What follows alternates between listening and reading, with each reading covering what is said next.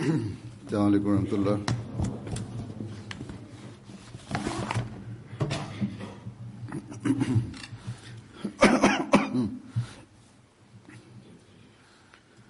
أشهد أن لا إله إلا الله وحده لا شريك له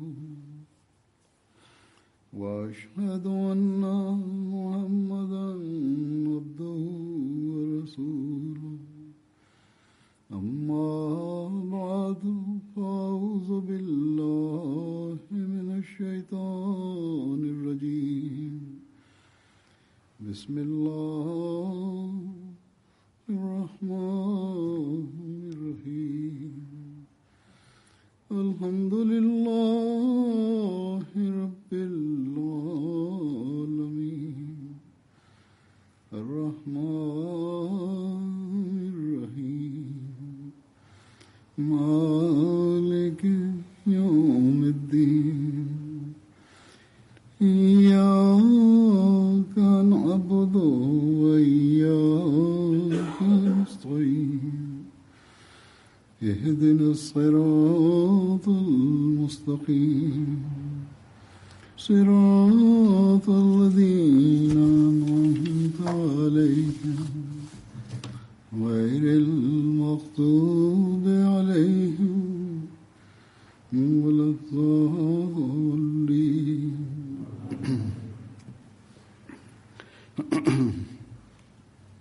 இக்காலத்தில் உலகில் எல்லா பக்கமும் குழப்பங்கள் பரவியுள்ளன. சில இடங்களில் மார்க்கத்தின் பெயரால் பரவியுள்ளன. சில குழப்பங்கள் சில உலகியல் சக்திகள் தமது பெருமையை நிலைநாட்டுவதற்காக ஏற்படுத்துகின்றன. சில குழப்பங்கள் ஏழை பணக்காரன் பிரச்சினையினால் பரவியுள்ளன. சில குழப்பங்கள் அரசியல் கட்சிகள் ஆட்சிகளை காப்பாற்றுவதற்காக உருவாக்குகின்றன. சில குழப்பங்கள் வீடுகளில் உருவாகின்ற சண்டைகள் பிரச்சனைகள் காரணமாகவும் ஒருவர் மற்றவரின் உரிமையை தராத காரணத்தாலும் குழப்பங்களும் சண்டைகளும் ஏற்படுகின்றன. சில நேரங்களில் பாரம்பரிய பெருமையை நிலைநாட்டுவதற்காக குழப்பம் செய்ய முயற்சி செய்யப்படுகின்றது. சில நேரங்களில் தமது உரிமையை வாங்குவதற்காக தவறான வழிமுறைகளை கையாண்டு குழப்பம் ஏற்படுத்த முயற்சி செய்யப்படுகிறது. சுருக்கமாக, எந்த கோணத்தில் பார்த்தாலும் உலகம் குழப்பம் மற்றும் கிளர்ச்சியால் சூழப்பட்டுள்ளது. அதிலிருந்து ஏழைகளும் பாதுகாப்பாக இல்லை, பணக்காரர்களும் பாதுகாப்பாக இல்லை, முன்னேற்றமடைந்த நாடுகளும் அதிலிருந்து பாதுகாப்பாக இல்லை, அல்லது குறைவான வளர்ச்சி அடைந்த நாடுகளும் அல்லது வளர்ச்சி அடையாத நாடுகளும் பாதுகாப்பாக இல்லை. மனிதன் இந்த நாட்களில் தன்னை பெரும் முன்னேற்றம் அடைந்தவனாக கருதுகின்றான். இது அறிவு மற்றும் சிந்தனை ஒளிமிக்க காலம் என்று அவன் கருதுகின்றான். உண்மையில் இருளில் மூழ்கியுள்ளான். இறைவனை மறந்துவிட்டு உலகை தேடி அதனையே தனது பாதுகாவலனாக கருதி அதனையே தனது ரப் என்று கருதி அழிவின் விளிம்புக்கு போய்க் கொண்டிருக்கிறான். இன்னும் சொல்வதாயின் மிக அருகில் சென்று விட்டான். இந்நிலையில் முஸ்லிம் அல்லாத மக்கள் உலக பொழிவுகளில் சிக்கியிருப்பதை மனிதன் ஓரளவுக்கு புரிந்து கொள்ளலாம். ஏனென்றால் அவர்களின் மார்க்கத்தில் சீர்குலைவு ஏற்பட்டுவிட்டது. அவர்களை அல்லாஹ்வின் பக்கம் வழிகாட்ட அவர்களின் மார்க்கம் திரண்ட மற்றும் முழுமையான ஒரு தீர்வை எடுத்து வைக்கவில்லை. ஆனால் முஸ்லிம்களின் மீது வியப்பு என்னவென்றால், அவர்களிடம் ஒரு திரண்ட முழுமையான வேதம் உள்ளது. அதுவும் அதன் அசல் நிலையில் உள்ளது. பிறகு அல்லாஹ் தனது வாக்குறுதிக்கு ஏற்ப இக்காலத்தில் இமாமை அனுப்பியும் உள்ளான். அறிஞர்கள் தமக்கிடையில் உள்ள முரண்பாட்டின் காரணத்தால் திருக்குர்ஆனின் விளக்க உரையிலும் மார்க்கத்திலும் இந்த குழப்பங்கள் தவறான நிறத்தை உருவாக்கிவிட்டன. அதனை சரியாக்க வேண்டியிருந்தது. மக்கள் இறைவனால் அனுப்பப்பட்ட அந்த தேர்ந்தெடுக்கப்பட்டவரின் வார்த்தைகளை கேட்பதற்கு பதில் இந்த முரண்பாடுகளை களைவதன் பக்கம் வருவதற்கு பதில்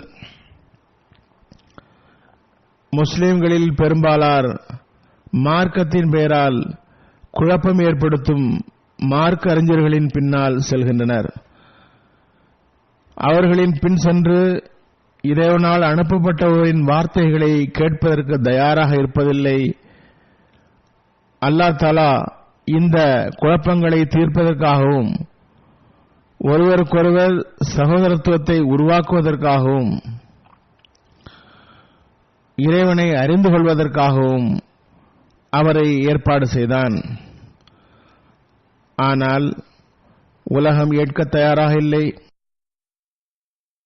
இந்த காரணத்தால் தான் உலகம் மிக அதிகமாக குழப்பத்தில் காணப்படுகிறது. அவர்களின் உலக மற்றும் மார்க்க வழிகாட்டிகள் அவர்களை இருளில் தடுமாற விடுகின்றனர். ஒரே நாட்டிலும் நகரத்திலும் வாழ்பவர்கள் ஒருவர் மற்றவரின் இரத்தத்தின் தாகம் உள்ளவர்களாக இருக்கின்றனர்.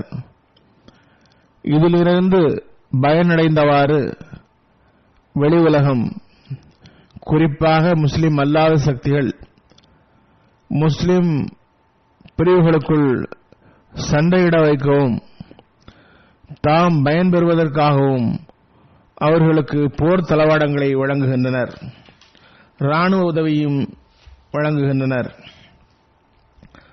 ஆகவே இது பெரும் வேதனைக்குரிய விஷயமாகும். இந்நிலைமை ஹதரத் மஸீஹ் அலைஹிஸ்ஸலாம் அவர்களை ஏற்றவர்களை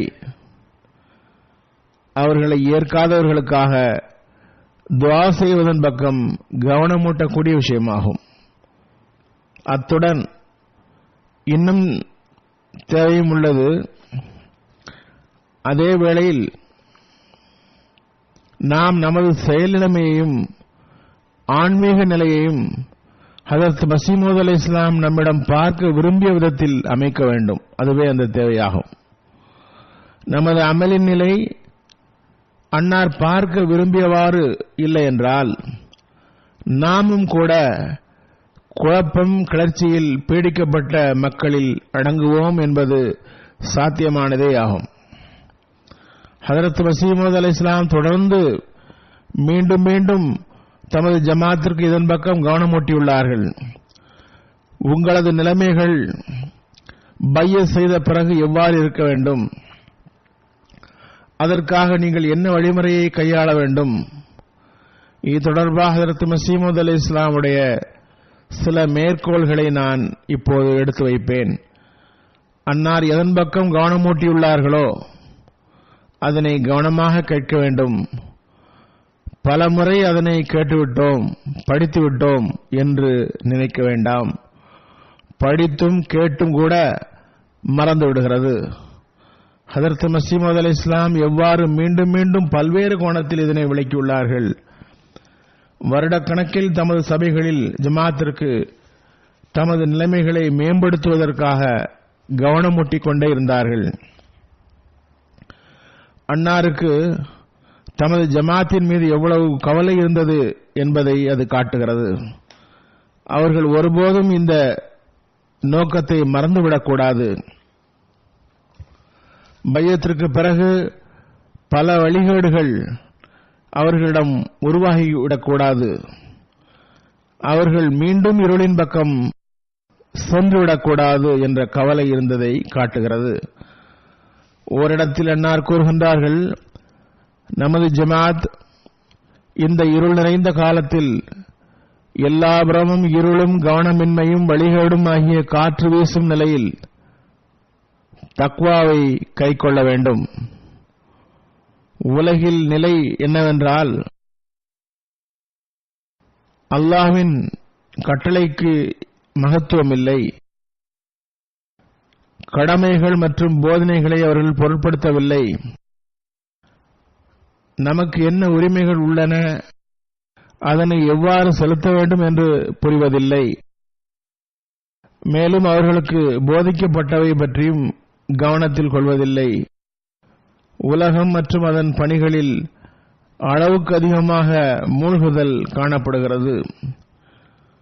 சிறிதளவு உலக நஷ்டம் ஏற்பட்டாலும் கூட மார்க்கத்தின் பகுதியை விட்டுவிடுகின்றனர். அல்லாஹ்வுடைய உரிமையை விட்டுவிடுகின்றனர். இது அனைத்தையும் நாம் வழக்குகளை போடுபவர்கள் மற்றும் கூட்டாக பணிகளை செய்பவர்களிடம் காண முடிகிறது. பேராசையின் நீயத்துடன் ஒருவர் மற்றவரிடம் வருகின்றனர். மன எழுச்சிகளுக்கு எதிரில் மிகவும் பலகீனமாக இருக்கின்றார்கள். சிறிய விஷயம் நடந்தாலும் மன எழுச்சிகள் மிகைத்து விடுகின்றன. இறைவன் பலகீனமாக வைத்திருக்கும் வரை பாவம் செய்யும் தைரியம் வருவதில்லை. பாவம் செய்யாததற்கு காரணம் அவர்கள் பலகீனமாக இருந்ததுதான். சட்டம் பிடித்துவிடக்கூடாது, தண்டனை கிடைத்துவிடக்கூடாது என்ற பயம்தான் காரணம். சிறிதளவு பலகீனம் அகன்றுவிட்டாலும் பாவம் செய்யும் வாய்ப்பு கிடைத்தால் உடனே அதனை செய்துவிடுகின்றார்கள். தற்போது இக்காலத்தில் எல்லா இடத்திலும் தேடி பாருங்கள், உங்களுக்கு தெரிய வரும். உண்மையான தக்வா அகன்றுவிட்டது. உண்மையான ஈமான் முற்றிலும் இல்லை. உண்மையான தக்வாவின் விதை வீணாகிவிடக் கூடாது என்று இறைவன் நாடியதால் பயிர் முற்றிலும் வீணாகி வருவதை கண்டு வேறு விளைச்சலை உருவாக்குகின்றான். ஒரு சந்ததி வீணானால், ஒரு விளைச்சல் வீணாகிவிட்டால் அடுத்த விளைச்சலை உருவாக்குகின்றான். ஒரு தலைமுறை வீணாகிவிட்டால், அழிந்துவிட்டால், ஒரு சமுதாயம் அழிந்துவிட்டால் இன்னொரு சமுதாயத்தை உருவாக்குகின்றான். கூறுகின்றார்கள், அதே குர்ஆன் புத்தம் புதியதாக காணப்படுகிறது. இறைவன் கூறியது போன்று, இன்னா நஹ்னு நஸல்னா ஸிக்ர வ இன்னா லஹு லஹாஃபிதூன், நாமே இந்த குர்ஆனை இறக்கினோம், நாமே இதனை பாதுகாப்போராகவும் இருக்கின்றோம். கூறுகின்றார்கள், நிறைய ஹதீஸ்களும் உள்ளன, இன்னும் நிறைய பர்க்கத்துகள் உள்ளன. ஆனால் உள்ளங்களில் ஈமானும் அமலின் நிலைமையும் காணவில்லை. அல்லாஹ் என்னை அதற்காகவே அனுப்பினான், அவற்றை மீண்டும் உருவாக்குவதற்காக. மைதானம் காலியாக இருப்பதை இறைவன் பார்த்தான். அவனது இறைமை இந்த மைதானம் காலியாக இருப்பதை விரும்பவில்லை. தீமைகள் பரவிவிடுகின்றன. இந்நிலையில் இறைவனது ரோஷம் மற்றும் இறைமையின் விருப்பம்தான் இந்த மைதானத்தை மார்க்கத்திற்கு உலகை விட முன்னுரிமை தருபவர்களால் நிரப்ப விரும்பியது. அவர்கள் மார்க்கத்தை தொடர செய்பவர்களாகவும் மார்க்கத்தை பரப்புபவர்களாகவும் இருக்க வேண்டும், மார்க்கத்தின்படி அமல் செய்பவர்களாக இருக்க வேண்டும் என்று விரும்பியது. அன்னார் கூறுகின்றார்கள், இந்த மைதானம் காலியாக இருப்பதை இறைவன் விரும்பவில்லை. அவ்வாறே மக்கள் விலகியிருப்பதையும் அவன் விரும்பவில்லை. எனவே இறைவன் உயிருள்ள மக்களை கொண்ட புதிய சமுதாயத்தை உருவாக்க நாடியுள்ளான். எனவேதான் தக்வாவின் வாழ்வை வாழ வேண்டும் என்பது நமது பிரச்சாரமாகும். ஆகவே அஹ்மதிகள் சரியான முறையில் பையத் செய்துள்ளார்கள் என்றால் அவர்கள் ஆன்மீகமாக உயிருள்ளவர்களை சார்ந்தவர்களாக இருக்க வேண்டும். அதுவன்றி பயனில்லை. வெறும் வாயளவில் பேசுவதனால் மட்டுமே நாம் ஒரு புதிய சமுதாயமாகிவிடுவோமா? இல்லை. அதற்காகவும் கூட செயல் நிலைமைகளில் மாற்றத்தையும் உண்மையான தக்வாவையும் உருவாக்குவது அவசியமாகும். அப்போதுதான் நாம் இஸ்லாத்தின் உண்மையை புரிந்த புதிய சமுதாயமாவோம். அப்போதுதான் நாம் அல்லாஹ்வின் திருப்தியை பெறுபவர்களாவோம். அப்போதுதான் நாம் பையத்து உறுதிமொழியை நிறைவேற்றுபவர்கள் ஆவோம். இஸ்லாத்தின் உண்மை நிலை என்ன, அதனை எப்படி பெறுவது என்று ஹதரத் மஸீஹ் மவ்ஊத் அலைஹிஸ்ஸலாம் கூறுகின்றார்கள். இஸ்லாம் என்பது அல்லாஹ்வுடைய ஆதிக்கத்தின் கீழ் வருவதற்கு பெயராகும். அதன் சுருக்கம் உண்மையான கட்டுப்படுதல் மற்றும் முழுமையான கட்டுப்படுதல் ஆகும். முஸ்லிம் என்பவர் அவரது எந்தவித எதிர்பார்ப்புகளும் பரிசுகளும் விருப்பமும் இல்லாமல் எல்லா இருப்புகளையும் இறைவன் முன் வைத்து விடுபவராவார். மன் அஸ்லம வஜ்ஹஹு லில்லாஹி வஹுவ முஹ்ஸினுன். முஸ்லிம் என்பவர் அவரது எல்லா இருப்பையும் இறைவனது திருப்தியை பெறுவதற்காக அர்ப்பணம் செய்பவராவார். கொள்கை மற்றும் செயல் ரீதியாக அவரது அனைத்து நடவடிக்கைகளின் நோக்கமும் அல்லாஹ்வின் திருப்தியை பெறுவதற்காகவே இருக்கும். எல்லா நம்பிக்கையான செயல்களும் அவர்களிடமிருந்து வெளிப்படும். அதுவும் மிகவும் சிரமத்துடன் அல்லது கஷ்டத்துடன் செய்யப்படுவதல்ல, மாறாக நல்ல ரசனையுடன் இனிமையுடன் பெரும் முயற்சி செய்யப்படும். அவர்கள் நன்மைகள் செய்தால், அல்லாஹ்வின் கட்டளையின்படி அமல் செய்தால், அது நம்மீது பெரும் சுமை வந்துவிட்டதே என்ற எண்ணத்தில் அல்ல, மாறாக ஒவ்வொரு நற்செயலையும் செய்யும் போதும் மனிதனுக்கு அதில் ஒரு இன்பம் இருக்க வேண்டும், மன மகிழ்ச்சியுடன் செய்ய வேண்டும். கூறுகின்றார்கள், ஒவ்வொரு கஷ்டத்தையும் நிம்மதியாக்க வேண்டும். கூறுகின்றார்கள், உண்மையான முஸ்லிம் அல்லாஹ்விடம் அன்பு செலுத்துகிறார். என்னை படைத்த அன்பிற்குரிய எஜமானன் அவன் என்னை படைத்தவனும் கருணையாளனும் ஆவான் என்று நம்பி ஏற்றுக்கொண்டவாறு அவனது சன்னிதானத்தில் தலையை வைத்து விடுகின்றார். உண்மையான முஸ்லிம்களிடம் உனக்கு இதனால் எந்த நிம்மதியும் கிடைக்காது என்று கூறினாலும் அவர் ஒருபோதும் இதனை விடமாட்டார். இத்தகையோரே அல்லாஹ்விடம் தன்னலமற்ற அன்பை உருவாக்க விரும்புவர். அவர் செய்வது பிரதி உபகாரம் எதிர்பார்த்தல்ல, நரகின் மீதுள்ள பயத்தால் அல்ல, சொர்க்கத்தை பெறுவதற்காகவும் அல்ல, மாறாக அல்லாஹ்வின் மீது கலப்பற்ற நேசம் தேவை. எதுவும் கிடைக்காவிட்டாலும் அல்லாஹ்வின் மீது அன்பு இருக்க வேண்டும்.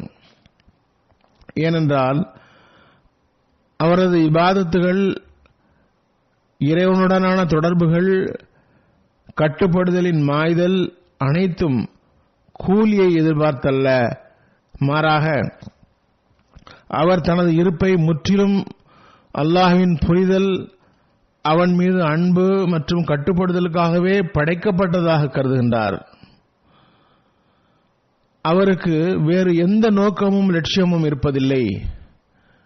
எனவே அவர் இறைவனால் தரப்பட்ட ஆற்றல்களை தனது உண்மையான வணக்கத்துக்குரியவனின் முகம் தென்பட வேண்டும் என்ற நோக்கத்திற்காகவே செலவு செய்கிறார்.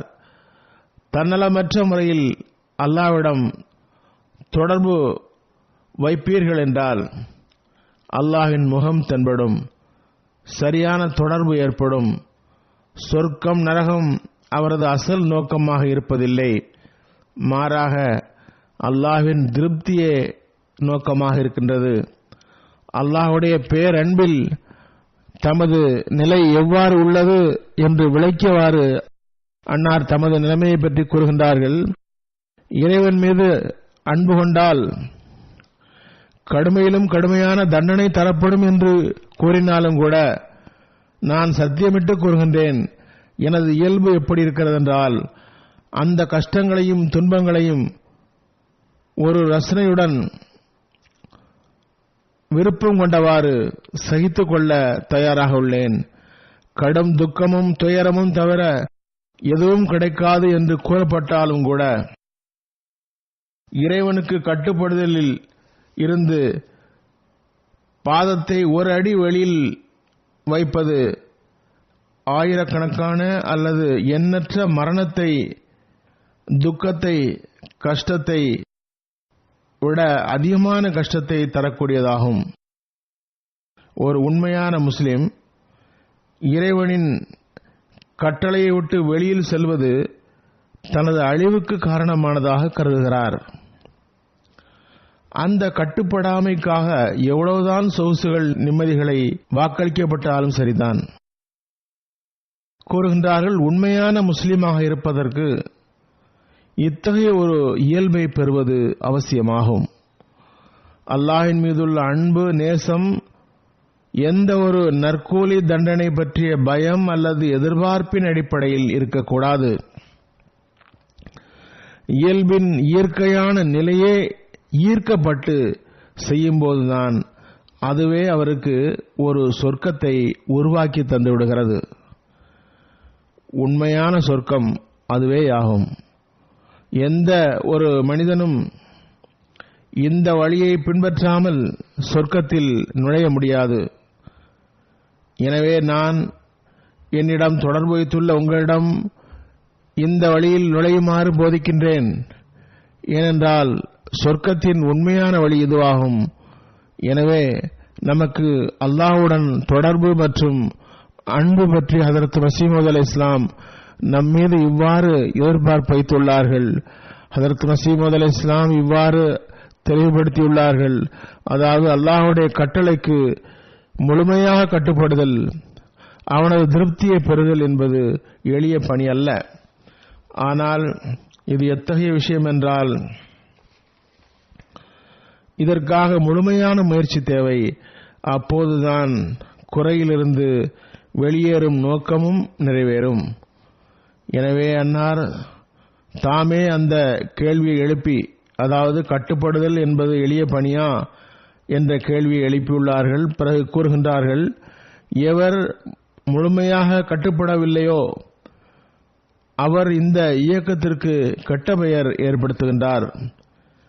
கட்டளைகள் ஒரே மாதிரியானவை அல்ல, நிறைய கட்டளைகள் உள்ளன. சொர்க்கத்திற்கு பல வாசல்கள் உள்ளன. ஒருவர் ஒரு வாசல் வழியாக நுழைகிறார், இன்னொருவர் இன்னொரு வாசல் வழியாக நுழைகிறார். அதேபோன்று நரகத்திற்கும் பல வழிகள் உள்ளன. நீங்கள் அதன் ஒரு வாசலை மூடிவிட்டு இன்னொரு வாசலை திறந்து வைக்காதீர்கள். பிறகு கூறுகின்றார்கள், நினைவில் கொள்ளுங்கள், உண்மை நிலையை தன்னிடம் உருவாக்காமல் வெறுமே பெயரை எழுத வைப்பதனால் ஒருவர் ஜமாத்தில் இணைந்துவிட இயலாது. கூறுகின்றார்கள், ஒருவருக்கொருவர் அன்பு செலுத்துங்கள், உரிமைகளை பறிக்காதீர்கள், இறை வழியில் பைத்தியக்காரரை போன்று ஆகிவிடுங்கள். இறைவன் உங்கள் மீது அருள் புரிவதற்காக. அவனுக்கு வெளியில் எதுவும் இல்லை. அல்லாஹ்வின் அருளை பெறுவதற்காக முழுமையான ஈமான் கொள்ளுதல், அமல் செய்தல் அவசியமாகும். செயல் உதாரணமாவது, இனிப்பை உண்ணாமல் இனிப்பு என்று நாவால் கூறுவதனால் நாக்கு இனிக்கப் போவதில்லை. அதுபோன்று அல்லாஹ்வின் மீது அன்பு மற்றும் ஏகத்துவம் என்று வாயளவில் ஒப்புக்கொள்வதனால் செயல் பங்கு இல்லாமல் எந்த பயனும் விளையாது. அமலின் பங்கு நிரூபணமாவதற்கு உலகில் சுமையை இறக்கிவிட்டு மார்க்கத்திற்கு முக்கியத்துவம் தர வேண்டும். அன்னார் கூறினார்கள், நமது ஜமாத் இறைவனை மகிழ்ச்சிப்படுத்த விரும்பினால் மார்க்கத்திற்கு முன்னுரிமை தரட்டும். மார்க்கம் உங்களுக்கு முன்னுரிமை பெற்றதாக இருக்க வேண்டும். அன்னார் எச்சரிக்கின்றார்கள், உங்களுக்குள் பற்று விசுவாசம் இல்லை என்றால் நீங்கள் பொய்யர்கள். அத்தகைய நிலையில் எதிரிகளுக்கு முன் பற்று விசுவாசமற்றவர்கள்தான் அழிந்து போவார்கள். கூறினார்கள், அல்லாஹ் ஏமாற மாட்டான், அவனை ஏமாற்றவும் முடியாது. எனவே நீங்கள் உண்மையான களப்பற்ற தன்மை மற்றும் உண்மையை உருவாக்குங்கள். மார்க்கத்திற்கு உலகை விட முன்னுரிமை தருவது குறித்து விளக்கியவாறு கூறினார்கள், எவ்வாறு இதனை நீங்கள் பெறுவீர்கள்? சஹாபாக்கள் எவ்வாறு அதற்கு முன்னுரிமை தந்தார்கள்? நீங்கள் எவ்வாறு அதற்கு முயற்சி செய்ய வேண்டும் என்று விளக்கியவாறு கூறுகின்றார்கள். பாருங்கள், இருவகை மக்கள் உள்ளனர். அவர்கள் இஸ்லாத்தை ஏற்றுக்கொண்டு விட்டு உலகியல் பணிகளில் மூழ்கிவிடுகின்றனர். ஷைத்தான் அவர்கள் தலையின் மீது சவாரி செய்கின்றான். நான் கூறுவதன் பொருள் வியாபாரம் செய்வது தடுக்கப்பட்டது என்பதல்ல. சஹாபா வியாபாரம் செய்தனர், ஆனால் அவர்கள் மார்க்கத்திற்கு உலகை விட முன்னுரிமை தந்தனர். அவர்கள் இஸ்லாத்தை ஏற்றனர். இஸ்லாம் பற்றி அறிவை நிச்சய உறுதியால் உள்ளம் நிறைந்துவிடும் அளவுக்கு பெற்றனர். அதனால் தான் எந்த ஒரு மைதானத்திலும் ஷைத்தானிடம் தோற்கவில்லை. ஷைத்தான் அவர்களை தாக்க முடியவில்லை. ஷைத்தான் அவர்களிடம் ஆதிக்கம் செலுத்த முடியவில்லை. உலகியல் வேலைகளும் செய்தனர், ஆனால் அல்லாஹ்வை எப்போதும் நினைவில் கொண்டனர். எந்த ஒரு விஷயமும் அவர்களை உண்மையை வெளிப்படுத்துவதிலிருந்து தடுக்க முடியவில்லை. அன்னார் கூறுகின்றார்கள், நான் கூறுவதன் பொருள் இதுதான். முற்றிலும் உலகின் அடியார்களாக ஆகிவிடுபவர்கள், உலகை வணங்குபவர்கள் மீது ஷைத்தான் தனது ஆதிக்கத்தை செலுத்துகின்றான். எவர்கள் மார்க்கத்தின் மீது கவலை கொண்டவர்களாக இருப்பார்களோ அவர்கள் ஹிஸ்புல்லா, அல்லாஹ்வின் கூட்டம் என்று அழைக்கப்படுகின்றனர். அவர்கள் ஷைத்தான் மீது வெற்றி பெறுகின்றனர். வியாபாரத்தால் பொருள் வளர்வது போன்று மார்க்கத்தின் வெற்றியை விரும்புவதையும் ஒரு வியாபாரம் என்று கூறியுள்ளார்கள். இந்த வகையில் கூறுகின்றார்கள், ஹல் அதுல்லுக்கும் அலா திஜாரத்தின் துஞ்சிக்கும் மின் அஸாபின் அலீம். உங்களை துன்பகரமான தண்டனையிலிருந்து காப்பாற்றும் ஒரு வியாபாரத்தை உங்களுக்கு கூறட்டுமா? எல்லாவற்றிலும் உயர்ந்த வியாபாரம் மார்க்கத்திற்காக செய்வதாகும். அது துன்பகரமான தண்டனையிலிருந்து காப்பாற்றுகிறது. நானும் இறைவனின் அதே வார்த்தையில் உங்களிடம் கூறுகின்றேன், ஹல் அதுல்லுக்கும் அலா திஜாரத்தின் துஞ்சிக்கும் மின் அஸாபின் அலீம்.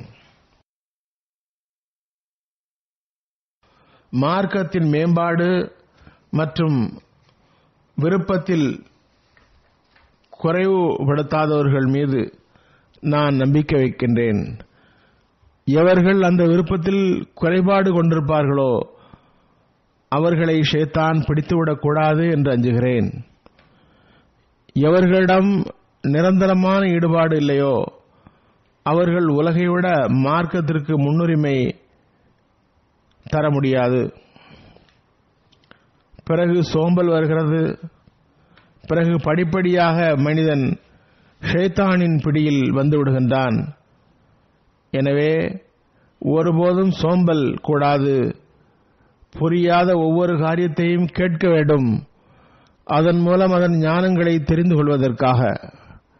கேட்பது தடுக்கப்பட்டதல்ல, மறுப்பதை விட கேட்பது நல்லது. ஒருவர் ஏற்றுக்கொள்ளவில்லை, அந்நியராக இருக்கிறார் எனில் நீதியின் விளைவு என்னவென்றால் அவர் கேட்க வேண்டும். செயல் மேம்பாட்டிற்காக அவர் அறிவை பெற வேண்டியது அவசியம். கேள்வி கேட்பது அவசியம். எவர் அறிவு மேம்பட வேண்டும் என்று விரும்புகின்றாரோ அவர் திருக்குர்ஆனை ஆழ்ந்து படிக்க வேண்டியதும் அவசியமாகும். புரியாவிட்டால் கேட்க வேண்டும்.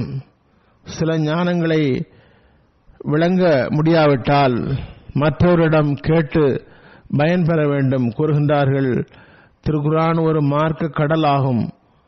அதற்குள் நிறைய அரிதான முத்துக்கள் கிடக்கின்றன. ஒரு சந்தர்ப்பத்தில் அன்னார் ஜமாத்திற்கு தக்வாவின் முக்கியத்துவம் குறித்து கவனமூட்டியவாறு கூறினார்கள். நாம் நியமிக்கப்பட்டதன் நோக்கம் தக்வாவின் மைதானம் வெறுமையாக உள்ளது. தக்வா வேண்டும் என்பதுதான். ஆயுதம் ஏந்த வேண்டியதில்லை. மக்களின் தலையை கொய்ய வேண்டாம். தற்கால தீவிரவாத குழுக்கள் இஸ்லாத்தின் பெயரால் செய்வது போன்று. மாறாக மார்க்கத்தை பரப்ப வேண்டும், மார்க்கத்தை பிரச்சாரம் செய்ய வேண்டும், மார்க்க பயிற்சி தர வேண்டும். அதற்காக முதலில் உங்களுக்குள் தக்வாவை உருவாக்குங்கள். தக்வா இருந்தால் பிறகு எல்லா பணிகளும் மெதுமெதுவாக ஆரம்பமாகிவிடும். கூறினார்கள், ஆயுதம் ஏந்த வேண்டியதில்லை, அது ஹராம் ஆகும். நீங்கள் தக்வாவை கைக்கொள்வீர்கள் என்றால் முழு உலகம் உங்களிடம் இருக்கும். எனவே தக்வாவை உருவாக்குங்கள். எவர்கள் மது அருந்துகிறார்களோ அல்லது எவர்களுடைய மார்க்கத்தில் மது அருந்துவது அதிக நடைமுறையில் உள்ளதோ அவர்களுக்கு தக்வாவுடன் எந்த தொடர்பும் இருக்க முடியாது. அவர்கள் நன்மையுடன் யுத்தம் செய்கிறார்கள். ஆகவே அல்லாஹ் நமது ஜமாத்திற்கு அத்தகைய ஒரு நற்பேற்றை தருவானாக, அவர்களுக்கு வாய்ப்பளிப்பானாக. அவர்கள் தீமைகளுடன் போரிடுவார்களாக. இரையச்சம், தூய்மை என்ற மைதானத்தில் முன்னேறுவார்களாக. அதுவே பெரும் வெற்றியாகும். அதனை விட பெரும் பொருள் வேறெதுவும் கிடைக்கப் போவதில்லை. வாளால் யுத்தம் செய்ய வேண்டியதில்லை. முதலில் தக்வாவை பெறுவதற்காக உங்கள் நப்சுகளுடன் யுத்தம் செய்யுங்கள். பிறகு மனிதன் மற்றவர்களுக்கு இந்த தூதை எடுத்து சொல்ல முடியும். அதனால் மற்றவர் கோபம் கொள்ளாமல் இருப்பார்கள். இப்போது உலகில் உள்ள எல்லா மார்க்கங்களையும் பாருங்கள். அங்கு அசல் நோக்கமாகிய தக்வா, இறையச்சம் மறைந்துவிட்டது. உலகியல் வனப்புகள் இறைவனாக்கப்பட்டுள்ளன. உண்மையான இறைவன் மறைந்துள்ளான். உண்மையான இறைவன் இழிவுபடுத்தப்படுகின்றான். இறைவன் நாடினால் நீங்கள் ஒப்புக்கொள்ள வேண்டும். உலகிற்கு ஞானம் கிடைக்க வேண்டும். எவர்கள் உலகினை இறைவனாக்கியுள்ளார்களோ அவர்கள் இறைவன் மீது நம்பிக்கை கொண்டவர்களாக ஆக முடியாது. ஆகவே ஒவ்வொருவரும் தம்மை ஆய்வு செய்ய வேண்டும். இறைவனின் உரிமையை செலுத்துவதற்கு பதில் உலகில் நோக்கங்களை பெறுவதற்கு மட்டும் நாம் முயலவில்லையே. நமது நோக்கம் உலகியல் நோக்கங்களை பெறுவதற்காக மட்டுமே இல்லையே. இறைவனது உரிமையை செலுத்த வேண்டும் எனில் பிறகு மார்க்கத்திற்கு முன்னுரிமை தர வேண்டும். பிறகு உலகியல் நோக்கங்களை புறந்தள்ள வேண்டும். நாம் இதனை பார்க்க வேண்டும். நாம் மார்க்கத்திற்கு முன்னுரிமை தருகின்றோமா அல்லது நமது மார்க்கத்தின் மீது உலகம் மிகைத்துள்ளதா? நாம் தக்வாவின் மீது முன்னேறுகின்றோமா அல்லது தக்வா குறைகிறதா என்று ஆராய்ச்சி செய்ய வேண்டும். நமது ஆன்மீகத்தை மேம்படுத்தி இறைவனுடன் தொடர்பை ஏற்படுத்துவதுடன் நமது மார்க்க அறிவை அதிகமாக்குவதற்காகவும் அதிகம் கவனமூட்டியவாறு ஓரிடத்தில் அன்னார் போதனை செய்கின்றார்கள். முர்ஷித் மற்றும் முரீது இருவருக்கும் இடையில் உள்ள தொடர்பு ஆசிரியருக்கும் மாணவருக்கும் இடையில் உள்ள தொடர்பு போன்றதாகும். மாணவர் ஆசிரியரிடமிருந்து பயனடைவது போன்று முரீது முர்ஷிதிடமிருந்து பயனடைகின்றார். மாணவர் ஆசிரியருடன் தொடர்பு வைத்து தமது கல்வியில் மேம்படாமல் பயன்பெற முடியாது. அதுபோன்றுதான் முரீதுடைய நிலையுமாகும். ஒரு ஆசிரியரிடம் ஒரு மாணவர் தொடர்பு வைத்துள்ளார். அவர் அறிவை பெறவில்லை. அவர் சொல்வதன்படி செய்யவில்லை எனில் பயன் பெற முடியாது. அதுபோன்றுதான் முரீது மற்றும் முர்ஷிதுடைய தொடர்புமாகும். நீங்கள் அவர் கூறியபடி அமல் செய்யாமல் எனக்கு தொடர்பு இருக்கிறது என்று கூறுவதனால் மட்டுமே பயன் பெற முடியாது. அன்னார் கூறுகின்றார்கள், இந்த இயக்கத்துடன் நீங்கள் தொடர்பை ஏற்படுத்தி உங்கள் அறிவையும் ஞானத்தையும் அதிகரிக்க வேண்டும். ஒரு மாணவர் உண்மையை தேடுபவர் ஒரு நிலையை எய்தி அங்கேயே நின்றுவிடக்கூடாது. அதனால் ஷைத்தான் அவரை வேறுபுறம் எடுத்துச் சென்று விடுகின்றான். தண்ணீர் தேங்கிவிட்டால் அது துர்நாற்றம் ஏற்படுத்துவது போன்று ஒரு மோமீன் தனது முன்னேற்றத்திற்காக முயற்சி செய்யாவிட்டால் பிறகு அவர் வீழ்ந்து விடுகிறார். சரியாக மோமீன் முன்னேற்றத்தின் பக்கம் அடியெடுத்து வைக்க வேண்டும். ஓரிடத்தில் நின்றார் எனில் நிற்க மாட்டார், வீழ்ந்து விடுவார். எனவே நற்பேருடையவரின் கடமை அவர் மார்க்கத்தை தேடுவதில் ஈடுபட்டிருக்க வேண்டும். நம்முடைய நபி கரீம் ஸல்லல்லாஹு அலைஹி வஸல்லம் அவர்களை விட முழுமை பெற்ற மனிதர் எவரும் உலகில் வாழவில்லை. ஆனால் அவர்களுக்கும் கூட ரப்பி ஜித்னி இல்மா என்ற துஆ கற்றுத்தரப்பட்டது. பிறகு வேறு எவர் தமது அறிவு ஞானத்தில் முழுமையான நம்பிக்கை கொண்டு உட்கார முடியும்? வருங்காலத்தில் முன்னேற வேண்டிய தேவையில்லை என்று எவர் நினைக்க முடியும்? மனிதன் எந்த அளவுக்கு அறிவில் முன்னேறுவானோ அந்த அளவுக்கு அவருக்கு விடை தேவைப்படும் விஷயங்கள் நிறைய இருக்கின்றன என்ற அறிவு ஏற்படும். ஆரம்ப நிலையில் உள்ள சிலர் அக்லிதஸின் வரையறைகளை வீணாக கருதுகின்ற சிறுவர்களைப் போன்று வீணானதாக கருதுகின்றனர். ஆனால் அதுவே அவருக்கு பின்னால் உண்மையான விஷயங்களாக புரிய வரும்.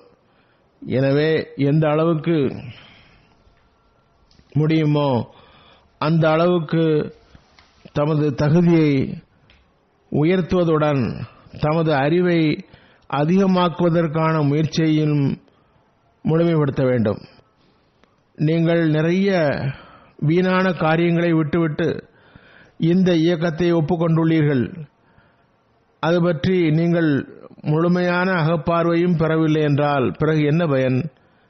பையத் செய்துவிட்டேன், அஹ்மதியாகிவிட்டேன் அல்லது பிறப்பு அஹ்மதியாக இருக்கிறேன் என்று கூறிவிட்டு சுயமே அறிவை பெறவில்லை என்றால், மார்க்க அறிவை அதிகமாக்கவில்லை என்றால் நீங்கள் பிறப்பு அஹ்மதியாக இருப்பதிலும் பயன் தராது, பையத் செய்ததும் பயன் தராது. கூறுகின்றார்கள், இல்மை அதிகமாக்காமல், அறிவை அதிகமாக்காமல் உங்கள் நிச்சய உறுதியில் என்ன சக்தி உருவாகும்?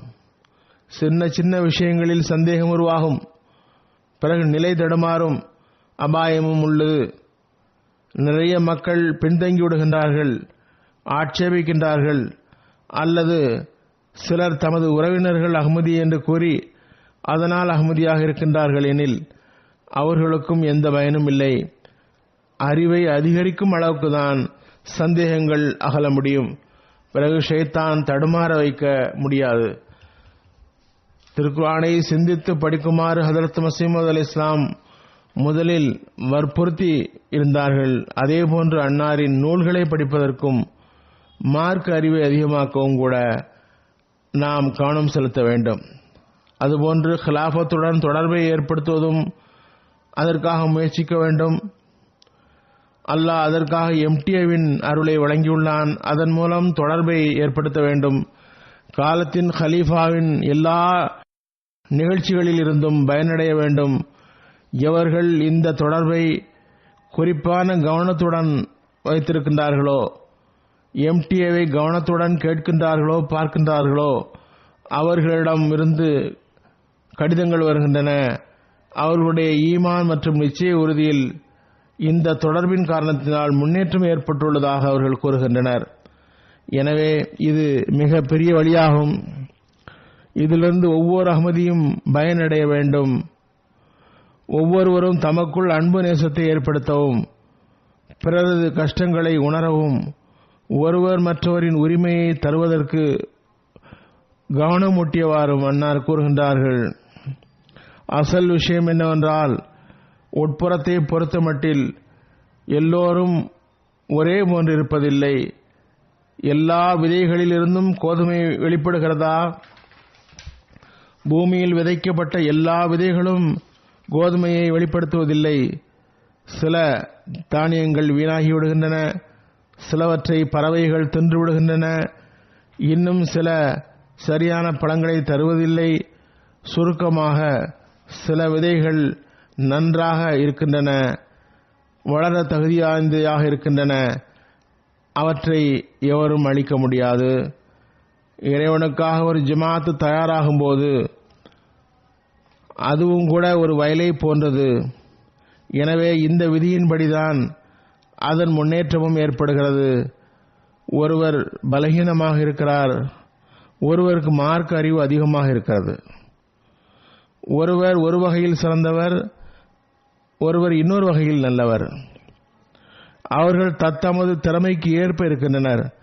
எனவே பலகீனமானவர்களையும் உடன் எடுத்து செல்ல வேண்டியது மேம்பட்ட நிலையில் இருப்பவர்களின் பணியாகும்.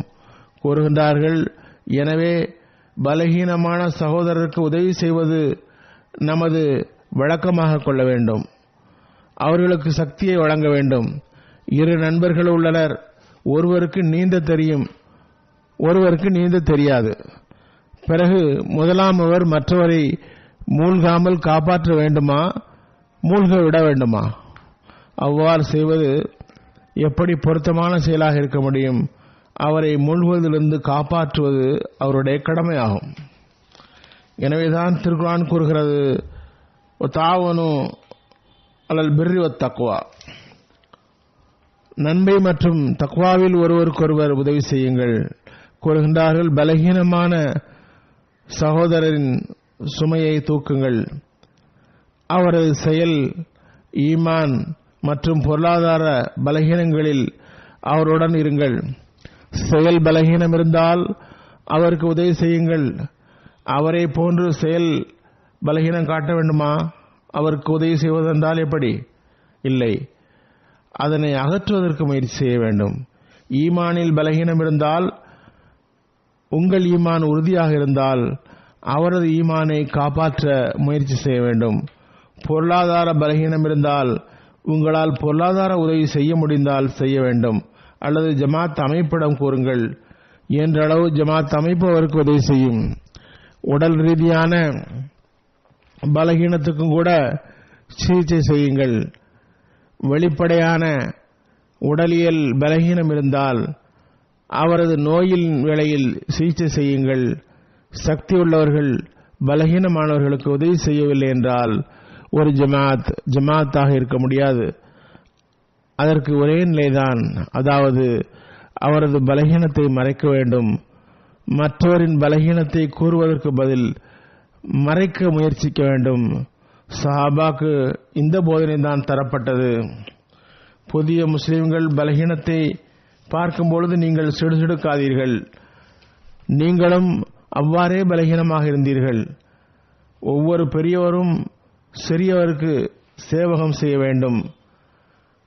அன்பு மற்றும் நேசத்துடன் பழக வேண்டும். பாருங்கள், ஒருவர் மற்றவரை தின்று கொண்டிருந்தால் அது ஒரு ஜமாத்தாக இருக்க முடியாது.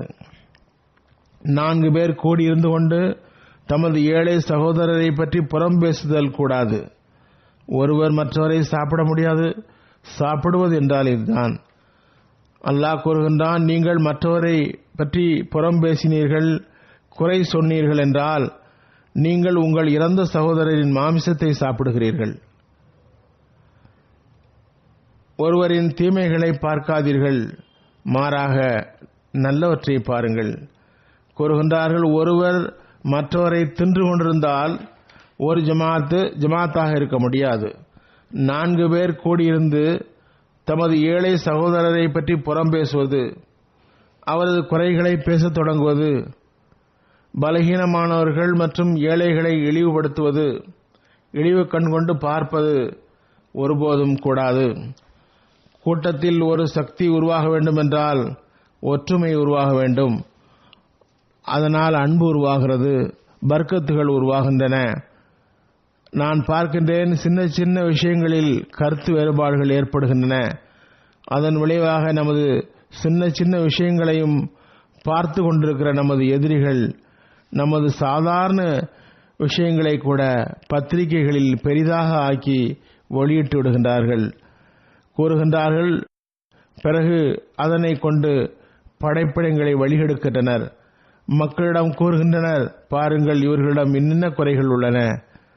பொதுமக்கள் ஆய்வு செய்வதில்லை, அதனால் வழி தவறுகின்றனர். கூறுகின்றார்கள், உட்புறமான பலகீனங்கள் இல்லை என்றால் இத்தகைய கருத்துக்களை வெளியிடுவதற்கு எப்படி துணிச்சல் வரும்? அத்தகைய செய்திகளை வெளியிட்டு மக்களை ஏமாற்ற முடியுமா? நல்லொழுக்க ஆற்றல் ஏன் பரந்ததாக்கப்படவில்லை? அது எப்போது நடக்கும்? கரிசனம், அன்பு, பற்று, கண்ணியம் இவை பொதுவானதாக ஆகும்போதுதான். எல்லா வழக்கங்களின் மீதும் கருணை மற்றும் திரையிடுதலுக்கு முன்னுரிமை தரும்போதுதான் அது நடக்கும். ஒருவரின் தவறுகளை பார்த்தால் திரையிட வேண்டும். ஒருவரின் பலகீனத்தை வெளியிடும் வியத்தகு வழக்கம் உருவாகிவிட்டது. கணவன் மனைவி கூட ஒருவர் மற்றவரின் தவறை வெளியே கொண்டு வந்து விடுகின்றார்கள். அதனை ரெக்கார்டிங் செய்கிறார்கள்.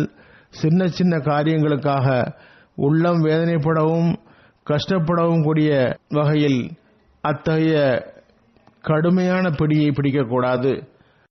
பிறகு சகோதரத்துவம் மற்றும் அனுதாபம் தொடர்பாக கூறினார்கள். நமது ஜமாத் ஒருவர் மற்றவர் மீது உண்மையான அனுதாபம் காட்டாதவரை பசுமை தோன்றாது. வளரவும் வளரவும் வேண்டுமென்றால் ஒருவருக்கொருவர் உண்மையான அனுதாபம் காட்ட வேண்டும். முழுமையான சக்தி தரப்பட்டவர் பலகீனமானவர் மீது அன்பு செலுத்த வேண்டும். கூறினார்கள், நான் கேள்விப்படுகிறேன், ஒருவரின் தவறை பார்த்து அவருடன் நற்குணத்துடன் நடந்து கொள்ளாமல் வெறுப்புடன் நடந்து கொள்கின்றீர்கள் என்றால், அவருக்காக துஆ செய்யாமல் அவர் மீது அன்பு காட்டாமல் நல்லொழுக்கத்துடன் அவருக்கு புரிய வைக்காமல் அவர் மீது காழ்ப்புணர்ச்சியை காட்டுகிறீர்கள் என்றால், மன்னித்து அனுதாபம் காட்டாமல் இருந்தால் பிறகு வழிதவறி முடிவே தீயதாக போய்விடுகிறது. இறைவனுக்கு இது ஏற்புடையதில்லை. ஒருவர் மற்றவருக்கு அனுதாபம் காட்டும் போதுதான் ஜமாத்தாக முடியும். திரையிட வேண்டும். இந்த நிலை உருவாகும் போது எல்லோரும் ஒரே இருப்பாகி ஒருவர் மற்றவரை தமது சொந்த சகோதரரை விட மேலாக கருதுகின்றார். தமது மகனிடம் ஒரு தவறை கண்டால் அது மறைக்கப்படுகிறது, தனியாக அவருக்கு புரிய வைக்கப்படுகிறது. எவரும் அதனை பிரசுரிக்க விரும்புவதில்லை. தமது மகனிடம் ஒரு பலகீனத்தை பார்த்தால் அவருக்கு புரிய வைக்கிறார். உலகில் அத்தவறை பரப்புவதில்லை. நெருங்கிய உறவினரின் தவறு என்றால் திரையிடப்படுகிறது, பரப்புவதில்லை.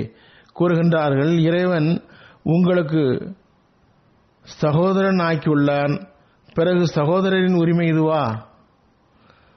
இங்கு சகோதரன் என்பது நெருங்கிய உறவினர்கள். உலகியல் சகோதரர்கள் சகோதரத்துவத்தை விடுவதில்லை. அவர்கள் தமது உறவினர்களின் உதாரணத்தை கூறுகின்றார்கள். நான் மிர்சா நிசாமுத்தீன் போன்றவர்களை பார்க்கிறேன். மிர்சா நிசாமுத்தீன் அன்னாரது உறவினராக இருந்தார், எதிரியாகவும் இருந்தார், மார்க்கத்தை விட்டு விலகியும் இருந்தார், தீயவராகவும் இருந்தார். ஏதாவது விவகாரம் என்றால் அவர்கள் மூவரும் ஒன்று சேர்ந்து கொள்வர். ஏழ்மை ஒருபுறம் இருந்தாலும் சில வேளையில் மனிதன் விலங்குகள், குரங்குகள், நாய்களிடமிருந்து கற்றுக்கொள்கின்றான். உட்புற பிரிவினைகளை ஏற்படுத்துவது வாழ்த்துக்குரியதல்ல. சஹாபாக்களுக்கு கூட அல்லாஹ் தஆலா அதன் வெகுமதிகளையும் நியமத்துகளையும் நினைவுபடுத்துகின்றான்.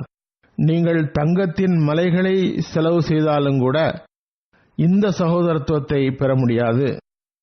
அத்தகைய சகோதரத்துவம் உங்களுக்கு ரசூலுல்லாஹி ஸல்லல்லாஹு அலைஹி வஸல்லம் மூலம் கிடைத்துள்ளது என்று கூறுகின்றான். இவ்வாறுதான் அல்லாஹ் தஆலா தற்போது இந்த இயக்கத்தை உருவாக்கியுள்ளான். அதுபோன்ற ஒரு சக்தியை இங்கும் உருவாக்குகின்றான். கூறுகின்றார்கள், இறைவனிடம் நான் பெரும் நம்பிக்கை வைத்துள்ளேன். அவன் என்னிடம் வாக்குறுதி தந்துள்ளான். ஜாயிலுல்லதீன தபவுக ஃபௌகல்லதீன கஃபரு இலா யௌமில் கியாமா. எவர்கள் உம்மை ஏற்றுக்கொண்டார்களோ அவர்களை உம்மை மறுப்பவர்களை விட்டும் கியாமத் வரை நான் மேலோங்கச் செய்வேன்.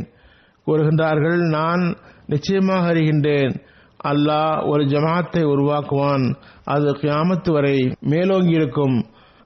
ஆனால் இந்த நாட்கள் சோதனையின் நாட்களாகும், பலகீனத்தின் காலமாகும். குறிப்பாக தற்போது பாகிஸ்தானில் அகமதிகள் இதன் மீது கவனம் செலுத்த வேண்டும். அவர்களின் நிலைமை பலகீனமாக உள்ளது. அரசும் கூட அவர்களுக்கு எதிராக உள்ளது. முன்னரை விட அதிகமாக அவர்கள் செயல்படுகின்றார்கள். குறிப்பாக இந்த நாட்களில் குறிப்பாக தம்மிடம் மாற்றத்தை ஏற்படுத்த முயற்சி செய்ய வேண்டும். கூறுகின்றார்கள், பலகீனமான நாட்களில் ஒவ்வொருவருக்கும் சந்தர்ப்பம் தருகின்றான். அவர்கள் தம்மை சீர்திருத்திக் கொள்ள வேண்டும். தமது நிலைமைகளில் மாற்றத்தை ஏற்படுத்த வேண்டும். பாருங்கள், ஒருவர் மற்றவரை பற்றி புகார் கூறுவது, உள்ளம் வேதனைப்பட வைப்பது, கடும் சொல்லால் மற்றவரின் உள்ளத்தை நோக செய்வது, பலகீனமானவர்களை ஏளனமாக கருதுதல் ஆகியவை பாவமாகும். உங்களுக்கு இடையில் ஒரு புதிய உறவுமுறை சகோதரத்துவம் உருவாகியுள்ளது. பழைய தொடர்புகள் போய்விட்டன. அல்லாஹ் புதிய சமுதாயத்தை உருவாக்கியுள்ளான். அதில் பணக்காரன், ஏழை, குழந்தைகள், வாலிபர்கள், வயோதிகர்கள் எல்லாரும் உள்ளனர். எனவே ஏழைகள் தமது கண்ணியத்திற்குரிய சகோதரர்களுக்கு மரியாதை செலுத்த வேண்டும். செல்வந்தர்களின் கடமை அவர்கள் தமது ஏழைகளின் மீது உதவி செய்ய வேண்டும். அவர்களை ஃபக்கீர்கள் மற்றும் தாழ்ந்தவர்கள் என்று கருதக்கூடாது. எனவே அவர்களும் சகோதரர்களாவர். தந்தைகள் வேறு வேறாக இருப்பினும் எல்லோருக்கும் ஆன்மீக தந்தை ஒருவர்தான். நீங்கள் ஒரே மரத்தின் கிளைகளாக இருக்கின்றீர்கள். அன்னார் நமது சீர்திருத்தத்திற்காக கிறிஸ்டிய நூஹ் என்ற நூலை, அதாவது நூஹின் கப்பல் என்ற நூலை படிக்குமாறு கூறியுள்ளார்கள். அதனை மீண்டும் மீண்டும் படிக்குமாறு கூறியுள்ளார்கள். கூறுகின்றார்கள், நான் மீண்டும் மீண்டும் எனது ஜமாத்திற்கு கூறியுள்ளேன், நீங்கள் என்னிடம் பையத் செய்துவிட்டோம் என்று நம்பிக்கை கொண்டுவிட வேண்டாம். அதன் உண்மை நிலை வரை நீங்கள் செல்லாதவரை ஈடேற்றமில்லை. தோலுடன் திருப்தி கொள்பவர்கள் சத்தை இழந்து விடுகிறார்கள். உட்புறத்தில் உள்ளதை பெறாதவரை வெறும் வெளிப்படையானதை மட்டும் பார்ப்பது போதுமானதல்ல. கூறுகின்றார்கள், முரீது செயல்படுபவராக இல்லை என்றால் முர்ஷிதுடைய சான்றாண்மை மட்டுமே அவருக்கு பலன் தராது. ஒரு வைத்தியர் ஒருவருக்கு மருந்து எழுதி தந்தால் அதனை அவர் மாடக்குழியில் வைத்துவிட்டால் அது ஒருபோதும் பயன் தராது. டாக்டரிடம் சீட்டு எழுதி வாங்கி அதனை பயன்படுத்தாதவரை நோய் சரியாகாது. அதே போன்றுதான் ஆன்மீக நோயாளியின் நிலைமையும் ஆகும். கேட்டதை அமல்படுத்தவில்லை என்றால் பயனில்லை. கூறுகின்றார்கள், ஒருபோதும் பயனில்லை. ஏனெனில் பயன் என்பது எழுதப்பட்டதை பயன்படுத்துவதன் விளைவாகும். அதிலிருந்து அவர் தன்னைத்தானே விலக்கி வைத்து விட்டார். ஆகவே நீங்கள் கிறிஸ்டிய நூஹை மீண்டும் மீண்டும் வாசியுங்கள். அதற்கேற்ப உங்களை ஆக்குங்கள். கதாஃப்லஹ மன் ஸக்காஹா, தனது நஃப்ஸை தூய்மையாக்கியவர் வெற்றி பெற்றுவிட்டார். கூறுகின்றார்கள், ஆயிரக்கணக்கான திருடர்களும் விபச்சாரர்களும் தீய செயல்களோர்களும் மது அருந்துபவர்களும் ஹதரத் நபிகள் நாயகம் ஸல்லல்லாஹு அலைஹி வஸல்லம் உடைய உம்மத்தை சார்ந்தவர்கள் என்று தம்மை வாதம் செய்கிறார்கள். உண்மையில் அவ்வாறா? ஒருபோதும் இல்லை. உம்மத்தை சார்ந்தவர் என்றால் அவர்களின் போதனையின்படி முழுமையாக நடப்பவரே ஆவார். பிறகு நூஹின் கப்பல் என்ற நூலை ஜமாத் மக்கள் படிக்க வைக்கவும் அதற்காக கவனமூட்டுவதும் சம்பந்தமாகும். அன்னார் கூறுகின்றார்கள், நூஹின் கப்பல் என்ற நூலில் எனது போதனைகளை நான் எழுதியுள்ளேன். அது ஒவ்வொருவரும் புரிந்து செயல்படத்தக்கதாகும். ஒவ்வொரு நகரத்திலும் உள்ள ஜமாத்தும் கூட கூட்டம் நடத்தி இந்த நூலை அதில் படித்து காட்ட வேண்டும். தகுதியுள்ள அறிவுள்ள ஒருவரை அனுப்பி அவர் மூலம் படித்து காட்ட வேண்டும். வெறுமனே விநியோகம் செய்தால் 50,000 அளவுக்கு அதனை வெளியிட்டாலும் கூட அது போதுமானதல்ல. இந்த முறையில் இதனை செய்தால் ஒருமைப்பாடு ஜமாத்தில் உருவாகிவிடும். அதற்காக ஜமாத்தில் அதனை படிப்பதற்கு ஏற்பாடு செய்ய வேண்டும். அதேபோன்று எம்டிஏவிலும் அதனை படிக்க ஏற்பாடு செய்ய வேண்டும். ஒவ்வொருவரும் அதனை தமது வாழ்வில் அங்கமாக்க முயல வேண்டும். ஒவ்வொருவரும் தாமும் படித்து அதனை வாழ்வில் அங்கமாக்க வேண்டும். தீமைகளில் இருந்து தப்புவதுதான் ஒரு அஹ்மதியின் அடையாளம் என்று குறிப்பிட்டவாறு அன்னார் கூறுகின்றார்கள். உங்கள் பணி துஆ மற்றும் இஸ்திக்ஃபார், இறைவணக்கம், மன தூய்மையின் பக்கம் கவனம் செலுத்துதல் ஆகும். இவ்வாறு நீங்கள் உங்களை தகுதியுள்ளவராக்குங்கள். அல்லாஹ் தஆலா வெகுமதிகள் மற்றும் அருளுக்குரிய வாக்குறுதிகளை எனக்கு தந்துள்ளான். அது சம்பந்தமான முன்னறிவிப்புகள் நிறைவேறும் என்பதில் நிச்சய உறுதி உள்ளது. ஆனால் நீங்கள் அதிலிருந்து விலகி இருந்துவிடக்கூடாது. பொறாமை, காழ்ப்புணர்ச்சி, குறை காணுதல், பெருமை, அகம்பாவம், கட்டுப்படாமை, பாவத்தின் வெளிப்படையான வழிமுறைகள், சோம்பல், கவனமின்மை, இவற்றிலிருந்து தப்புங்கள். நினைவில் கொள்ளுங்கள், நல்ல முடிவு இரையச்சம் உள்ளவருக்கே உரியது. அல்லாஹ் கூறியது போன்று வல்லாகிபத்து லில் முத்தகீன், எனவே முத்தகியாவதற்கு கவலை கொள்ளுங்கள். நன்முடிவு இரையச்சம் உள்ளவருக்கு தான் கிடைக்கும். அல்லாஹ் தஆலா நம்மை உண்மையான அஹ்மதியாவதற்கும் அன்னாரின் போதனைப்படி நடக்கும் வாய்ப்பும் தருவானாக. அல்லாஹ்வின் உரிமைகளை தருவோமாக, அவனது திருப்தியை பெறுவோமாக, நமது செயல்களை சீர்திருத்துவோமாக, நமது அறிவில் மேம்பட முயற்சி செய்வோமாக, அல்லாஹ்வின் அடியார்களின் உரிமையை செலுத்துபவர்களாவோமாக. குறிப்பாக இந்த நாட்களில் நான் ஏற்கனவே செய்கை செய்தது போன்று பாகிஸ்தானின் நிலைமைகளுக்காக துஆ செய்யுங்கள். பாகிஸ்தானியர்கள் தாமும் துஆ செய்ய வேண்டும். அல்லாஹ் அவர்களை எல்லா விஷமங்களில் இருந்தும் பாதுகாப்பானாக. பொதுவாக நாட்டில் மூலைகளால் ஏற்பட்டுள்ள குழப்பங்களில் இருந்து அல்லாஹ் நாட்டையும் பாதுகாப்பானாக. பொதுவாக உலகிற்காகவும் துஆ செய்யுங்கள். அது வேகமாக யுத்தத்தை நோக்கி சென்று கொண்டிருக்கிறது. ரஷ்யாவும் அமெரிக்காவும் யுத்தத்திற்கு தயாராகிக் கொண்டிருக்கின்றன. உள்ளபடி இரண்டும் தத்தமது பெருமையை நிலைநாட்ட விரும்புகின்றன. பெயர், நாங்கள் அநீதிக்குள்ளானவர்களுக்கு உரிமைகளை பெற்றுத்தர விரும்புகிறோம் என்பதாகும். உள்ளபடி இவர்கள் அநீதிக்குள்ளானவர்களுக்கு உரிமைகளை பெற்றுத்தரும் பெயரில் முஸ்லிம் நாடுகளை அழிக்கவே விரும்புகின்றனர். ஆகவே அல்லாஹ் முஸ்லிம்களுக்கு அறிவை தருவானாக. அவர்கள் இவர்களிடம் உதவி கேட்பதற்கு பதில் தாமே முடிவெடுப்பவர்களாக ஆவார்களாக. பொதுமக்களின் உரிமைகளை வழங்குபவர்களாக ஆவார்களாக. பொதுமக்கள் தமது ஆட்சியாளர்களின் உரிமையை வழங்குபவர்களாக ஆவார்களாக. இந்த இஸ்லாத்தின் பெயரால் தீவிரவாதம் செய்யும் கூட்டத்தினரை அல்லாஹ் பிடிப்பானாக. இரு பிரிவினருக்கும் அறிவையும் புரியும் திறனையும் வழங்குவானாக. எல்லாவற்றுக்கும் மேலாக காலத்தின் இமாமை அவர்கள் ஏற்பார்களாக. அவர்கள் தப்பிப்பதற்கு அதனை விட வேறு வழியில்லை.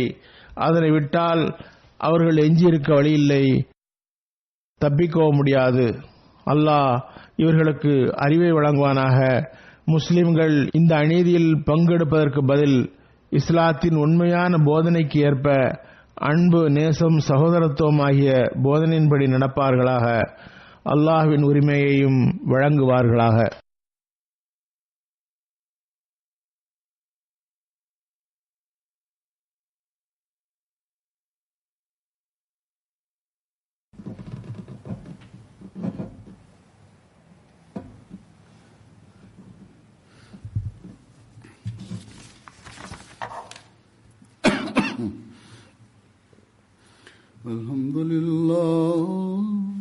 الحمد لله نحمده ونستعينه ونستغفره ونؤمن به ونتوكل عليه ونعوذ بالله من شرور أنفسنا ومن سيئات أعمالنا. من يهده الله فلا مضل له ومن يضلل فلا هادي له. ونشهد أن لا إله إلا الله ونشهد أن محمدا عبده ورسوله. عباد الله رحمكم الله، إن الله يأمر بالعدل والإحسان وإيتاء ذي القربى وينهى عن الفحشاء والمنكر والبغي يعظكم لعلكم تذكرون. اذكروا الله يذكركم وادعوه يستجب لكم ولذكر الله أكبر.